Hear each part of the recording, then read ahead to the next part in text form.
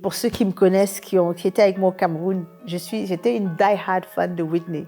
Et la vérité, c'est que à l'hôtel là où Whitney Houston est morte, c'est à 500 mètres.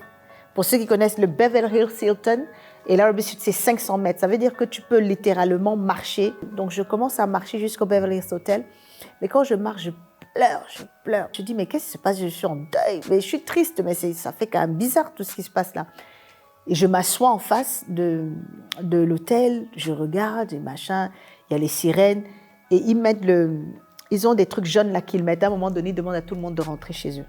Donc moi, je rentre, mais je suis toujours dans une tristesse profonde.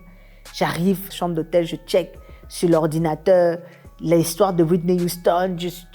Quand tu regardes, c'est un peu comme quand Rafa Desmond, je voyais mes petits là regarder toutes ces histoires. En fait, tu regardes tous les trucs, ces interviews. Pendant une semaine, je regardais tout ça. 18 février, obsèque de Whitney à la télé. Il y a R. Kelly qui chante, Jennifer Hudson qui chante, et ensuite, Pastor T.D. Jakes. Il monte sur le podium et il parle. À travers de l'écran, il a juste dit « died of ».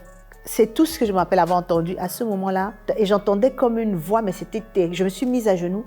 J'ai commencé à crier comme une épiphanie. Je disais, Seigneur, délivre-moi. Je ne sais même pas ce qui se passait à l'écran, mais je ressentis une épiphanie. Je voulais être délivrée, sauvée. Tout ce dont je me souviens, c'est que 2 heures plus tard, je suis couchée.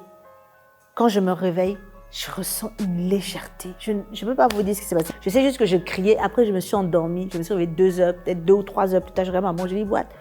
Et les obsèques sont terminées. Là, c'était fini. Là. Je ne voulais plus rien d'autre.